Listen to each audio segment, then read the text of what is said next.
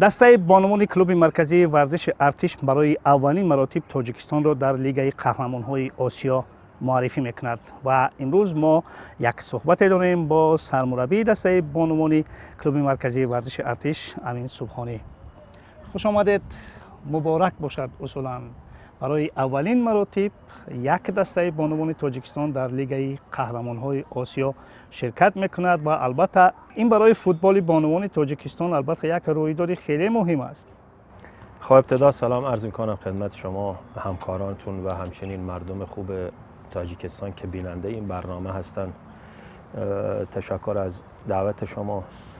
بله، همونطور که شما فرمودید اولین مرتبه است که بانوان اشتراک میکنن و ما هم از همه نظر تونستیم در یک اردوی خوب، ایزبرن خوب این تیم رو آماده بکنیم و آماده شروع مسابقات هستیم. بسیار خوب.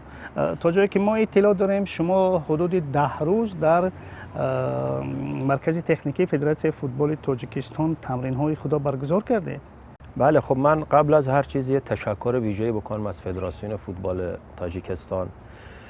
از ابتدای اشتراک این تیم مورد حمایت قرار دادن و من از نام کلوب مرکزی ورزش ارتش همچنین تیم بانوان از فدراسیون تشکر میکنم. اون جا رو در اختیار ما گذاشتن، واقعا بی‌نظیر بود.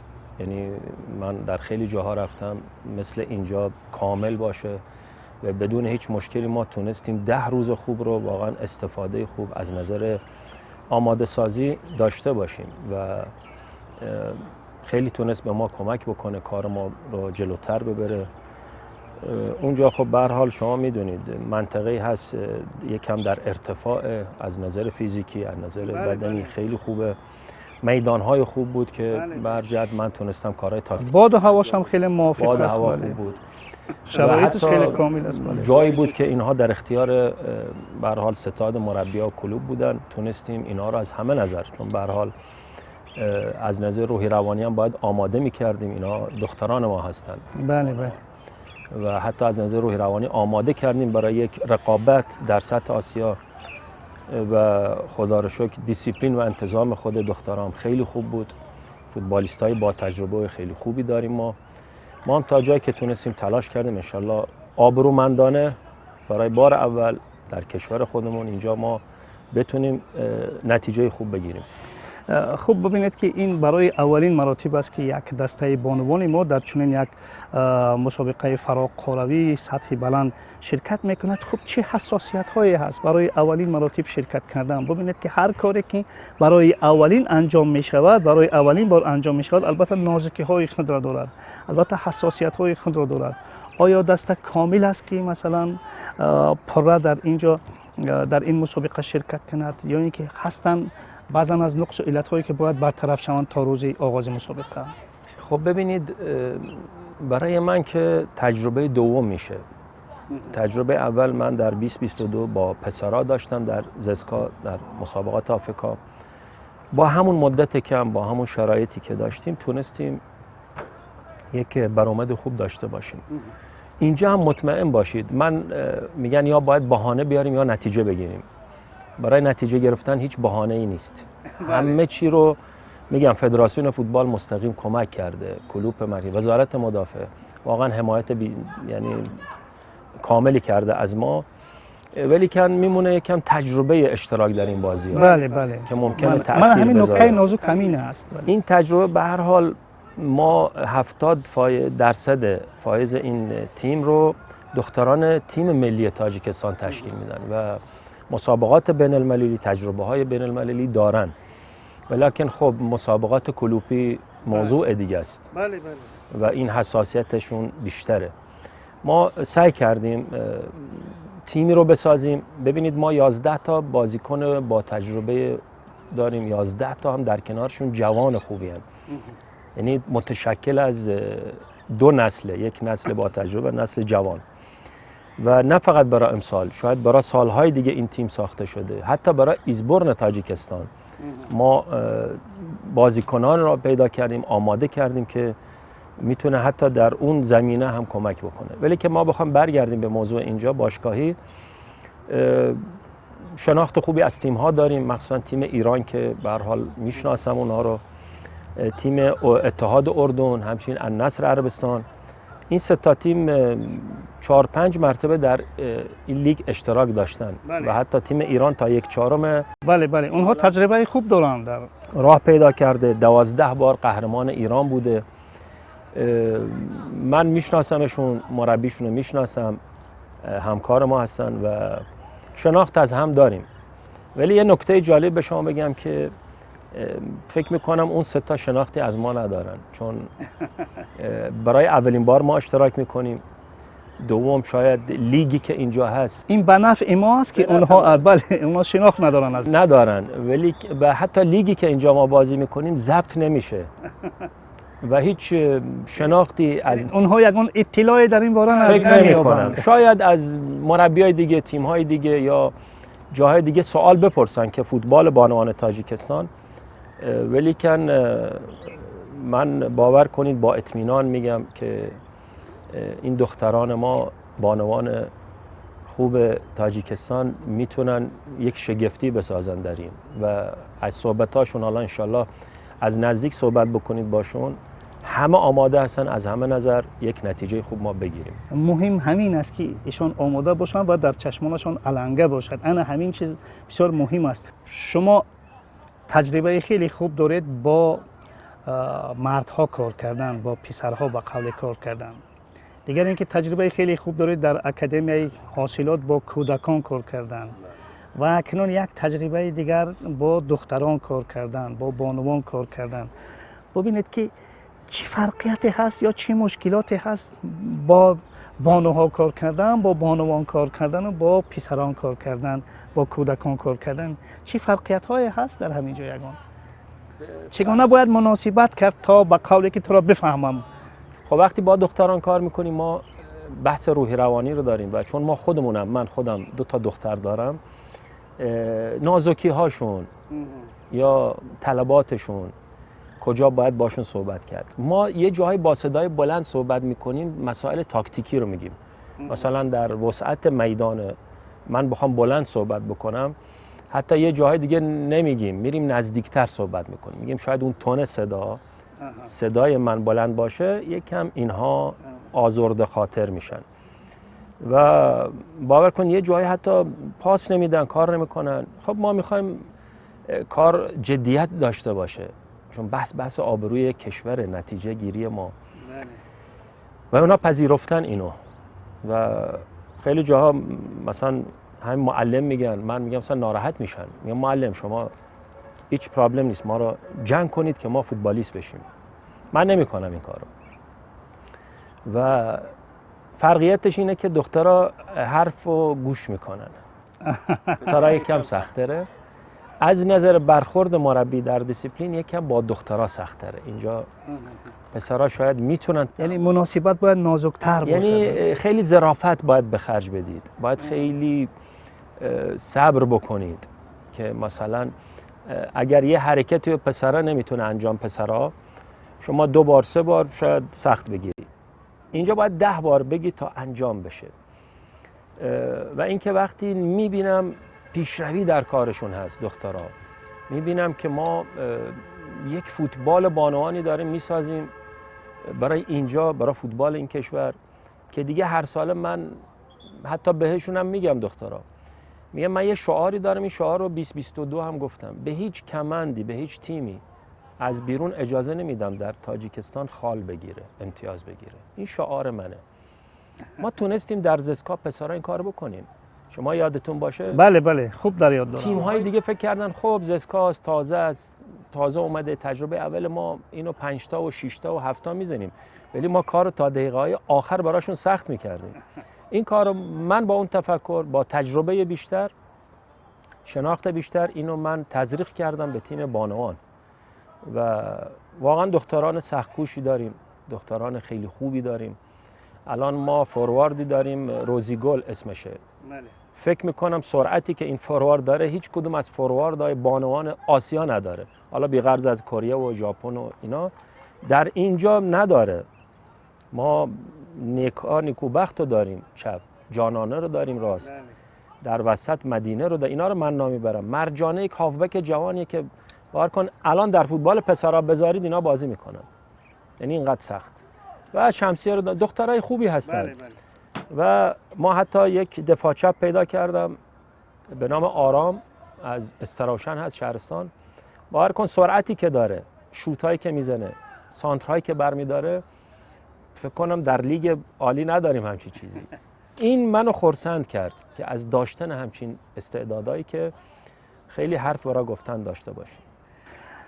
در یک صحبت قبلی که ما و شما داشتیم، شما تصمیم دعوت کردن چند لیگنر رو به این دسته داشتید. آیا موفق شدید یا اینکه همکنون تصمیم گرفتید که با دخترهای محلی بازی کنید؟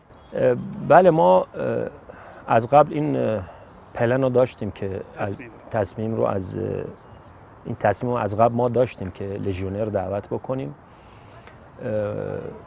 دعوت کردیم، البته با شناخت که از اونا پیدا کردیم، ویدیوهاشون رو دیدیم. جالب به شما بگم 4 تا بازیکن از کشور غنا که هستن، اینا در تیم ملی غنا در جام جهانی هم بازی کرده بودن بانوان و اینا الان 1 ماه به ما اضافه شدن، در تمرینات آماده سازی هستن و جوابگوی طلبات ما از نظر تاکتیکی هستن و ما داریم واقعا تیم رو کامل میبریم تو مسابقات. هم بازیکن‌های محلی خوبن، هم لژیونرامون خوب هستن. خب من همون یک شعاری که شما گفتید در روند صحبت که شما در تاجیکستان به کسی امتیاز نخواهید داد. خوشا که این مسابقه در تاجیکستان ما در شهر حصار برگزار می‌گردد. یعنی مطمئن ما باشیم که شما به کسی خال نمیدهید، به کسی امتیاز نمیدهید، نگاه نکرده به آنه که این تجربه اولی ما است، نگاه نکرده به آنه که هر 3 حریفان ما در گروه البته از دسته های قوی قاره هستند. من یه مثالی بزنم. میگن ما در فوتبال داریم، میگن یا بمان و بجنگ یا بگریز. بله. و سربازی که میره جنگ اگرم میدونه ضعیفه میجنگه برای کشته نشدن. من همیشه با این فلسفه، با این برنامه‌ای که چه از نظر تاکتیکی و فنی اونو جای خود، ولی از نظر منتالیتی یا روحی روانی همیشه با تیم هام به این شکل صحبت میکنم و آماده میکنم برای مسابقات. من احترام زیادی برای اون 3 تا تیم قائلم. به هر حال ما میزبان اونا هستیم، اونا مهمان ما هستن، ولی که در فوتبال اون تیم موفقه که تا لحظه آخر تلاش بکنه. خیلی جاها میپرسن از من که آقای سبحانی فلسفیای شما چیه به عنوان مربی؟ خیلی ها میگه من تاکتیکم اینم، فلسفه من تلاش و تیمه. و خیلی جاها به شما فکر کنم قبلا اشاره کردیم به این موضوع، با هم صحبت داشتیم. اگر تیمی برم تلاشی نمیبینم نمی ایستم و چشم‌پوشی میکنم از خیلی موضوعات دیگه. الان هم شعارم همینه و این صحبتم با تیم خودمه که آماده باشید، اینجا ما به هیچ کس خال نمیدیم. این جنبه مثبتشو من میگم که تلاش بکنن. ما تلاش میکنیم، حالا تجربه جای خود، کیفیت بازیکن‌ها جای خود، شرایط کلوب‌ها جای خود. به هر حال شما میدونید النصر عربستان بله بله خیلی بازیکن‌ها حتی لژیونر خوبی داره، ولی کن فوتبال چیز دیگه است. زبان فوتبال تلاشه، کوششه که ما برای این موضوع آماده هستیم. بسیار خوب. یک چیز براستی شخصا خود ما را اندک نگران میکند، این حالت فیزیکی بانوان ما تا کدام اندازه در همین مرحله آمادگی به شما موفق شد، میسر شد که از لحاظ فیزیکی بانوان پورا آماده کنید؟ چون که این نکته، این ویژگی البته نقش سازگار دارد در فوتبال. ببینید واقعیت اینه که اگر بخوایم در واقع صحبت بکنیم، اون تیم هایی که میان در کشور خودشون لیگ خیلی منظم و قوی دارن. بله. یکی از کمبودی های اینجا که انشالله از امسال من نقشه ها رو که میبینم در لیگ بانوان داره انجام میشه که اهمیت زیادی به بانوان لیگ داده میشه، ما متاسفانه لیگ پرقوت و چیزی نداریم. بله بله. و این بازیکن های ما شاید خیلی هاشون اصلا در خانه بودن یا اصلا مشغول کار مثلا معلمی بودن و ما اینا رو از محل کار گرفتیم آوردیم در اردو برای آماده سازی و از صفر من شروع کردم. یعنی با مثلا شما میدونید ما مربی‌ها وقتی میخوایم یک تیمی رو حالا در سطح بین المللی چه کلوب چه تیم ملی باشه، مربی میاد و از کلوب‌های دیگه میگیره بازیکن‌های آماده رو تیار جمع میکنه و فقط 10 روز یک ایزبر میگذرونه و میره. بله بله. چون اونها آمادن. من دخترایی که دیدیم باور کنید آماده نبودن. حالا میگم یکم ضعف لیگ بود چون تیم‌های دیگه رقابت پذیری نمی‌کنن. البته هستن یکی دو تا تیم، مثلا تیم وخش هست، میشه تیم بیشکند هست، اینا رقابت پذیر، یا تیم ریگر، ولی ریگر مثلا یو 17 داره، در تیم کلانسال مثلا نداره.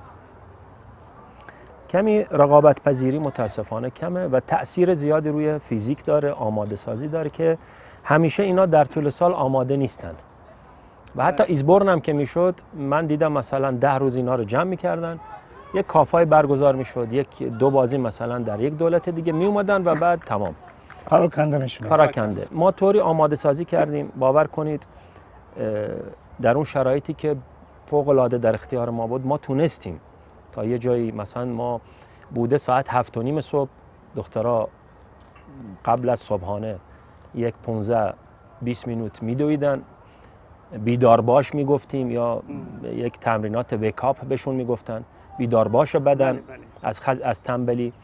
بعد میمدن صبحانه میخوردن، ساعت 10 کارهای فیزیک میکردیم، عبد میکردن، یک تئوری داشتیم و ساعت 6 کارهای تاکتیک. یعنی تمام روز ما برنامه داشتیم، ولی که با تنظیم، یعنی با نظارت که هیچ کس آسیب نبینه و حتی تمرین زده نشه، چون بعضی از تمرین زده میشن 2-3 روز و روز چهارم دیگه نمیفورتش کار کردن. ما اینجا روحی روانی انجام میدادیم، صحبت میکردیم، ویدیوهای انگیزشی میذاشتیم که تلاش باید بکنید. من 12 روز باور کن با یکی از بهترین تیم هایی که تو عمر کارم در اون چی میگن سابقه کاریم، با بهترین تیم از نظر دیسیپلین، از نظر پذیرش تمرینات، یکی از بهترین تیمایی که کار کردم همین تیم بانوان زسکا هست. حال حاضر ستاد مربیان شما کامل است یا اینکه تنها خودتون کار میکنید؟ نه کامل هست، من هستم، یک دستیار هست با من، همچنین مربی دروازه‌بان داریم، ماساژور داریم، دکتر داریم و حیات کامل است. خب اکنون یا راهبریت یا خودتان در نزد خودتان چی وظیفه گذاشتید در این مسابقه؟ جای چندم گرفتن، از گروه برآمدن، یعنی گل زیاد زدن یا اینکه گل زیاد سر ندادن، یعنی چی؟ چون اولین بار است، چون اولین تجربه است. خب 100% از من یا حالا رهبریت ما یک چی هستیم صحبت کنیم، میگه ما از گروه بریم بالا، ولی باید با فکر و برنامه برفت. این نیست که با یک گفتن، یعنی با یک حلوا دهن شیرین نمیشه، باید کار کرد. وظیفه‌ای که گذاشتیم اینه که ما یک برآمد خوب بکنیم، یعنی نریم مثلا چی میگن کیسه گل تیم‌های دیگه بشیم. نه ما اینو نداریم، یعنی توانایی دخترامون خیلی بالاست و یک نشان خوب توی این مسابقات داشته باشیم از نظر فوتبالی و کاری بکنیم که فوتبال آسیا بانوان نگاهش به این سمت بیاد، فوتبال بانوان تاجیکستان مورد احترام قرار بگیره و صد البته بازی‌های خوب و نتیجه خوب. بسیار فکری عالی و من فکر میکنم که البته این چند روزی که دیگری مانده شما این روزها رو البته با ثمر پشت سر خواهید کرد برای آمادگی چند روز دیگر هست. اگر خطا نکنم شما دیگر باره باز به الماسی خواهید رفت و در اونجا آمادگی را ادامه میدهید. بله من میگم یه تشکر بکنم، اینجا هم فدراسیون هم باشگاه استقلال واقعا ما را خیلی مورد حمایت قرار دادن از همه نظر و حتی تو بحث ویتامین ها، بحث دارویی و بحث پزشکی ما حتی با دکتر استقلال ما مشورت میگیریم و این دو مجموعه، هم مجموعه‌ای که ما رفتیم مرکز تکنیکی فدراسیون و همچنین برای نزدیکی به میدان حصار، دمای هوا، آب و هوا، که ما کمی در آرامش چون در شهر باشیم یکم با این بحث شلوغی و این چیزها آرامش اونجا تمرین بکنیم. من واقعیت بگم همه دست به دست هم دادن که دارن به ما کمک میکنن. یعنی این تیم فقط بانوان زسکا نیست. بله اون تاجیکستان هم معرفی میکنن. بله. تمام تاجیکستان داره مربیای دیگه، کمانداری که دوستای من هستن زنگ میزنن، صحبت میکنن، میگن کمکی هست، مشورتی هست، چی هست، ما در بر شما هستیم. من مخلصان عزیز هم شما رو میشنوند، شاید مراجعت دارید به مخلصان چون بیاین یک جای دستگیری کنن، چگونه که گفتیم این تیم، این دسته البته تاجیکستان رو معرفی میکنه. من یک تقاضای خواهش دوستانه برادرانه دارم از همه مردم خوب تاجیکستان، مخلصای فوتبال. میخوام که واقعا این تیم رو مخلصی بکنن، دستگیری بکنن. اینجا صحبت مربی یا سبحانی کی هست چی هست نیست، صحبت فوتبال تاجیکستان. بله من برای خودم یا باشگاه نمیگم، برای فوتبال اینا دخترای ما هستن، اینا به ما باوری کردن و حمایت شما، مخلصی شما، دستگیری شما یار 12 ما هستید. در مشقاشون بیایید، از تو مشقاشون بیاید اینا رو مخلصی بکنید. ما اجازه میدیم، مشکلی نیست. روح بلند میشون، البته بلند میشن و باور کنید دخترانی داریم خیلی خوب، با اخلاق، با رفتار خوب، خیلی بزرگ هستن و میخوان یک کار بزرگی برای خوشحالی شما، خرسندی شما در سالگرد 35 سالگی ما بتونیم پیشوای ملت محترم پرزیدنت رو خوشحال بکنیم، خرسند بکنیم. شما دختران که حتما منو میبینید، شاگردای ما و همچنین مخلصا، بتونیم در این 35 سالگی ما یک تحفه خوبی تقدیم بکنیم. و ما از نام همه مخلصان عزیز که ما و شما رو میشنوند البته برای شما برای موفقیت میخواهیم و امیدوار هستیم که با یک نتیجه های بزرگ ما و شما این مسابقه را جمع بست میکنیم در یک صحبت ویژه دیگر. سلامت باشید، برای کار برای شما. دوستان عزیز، چگونه که در آغاز صحبت گفتیم، دسته بانوان کلوب مرکزی ورزش ارتش برای اولین مراتب تاجیکستان را در لیگ چمپیون های قاره آسیا معرفی میکند. با ما یک صحبت داشتیم با سرمربی این دسته امین سبحانی و برای آن کس از نام شما البته برای کامیابی تمنا داریم. در همینجا برنامه ما به انجام میرسد. خیر.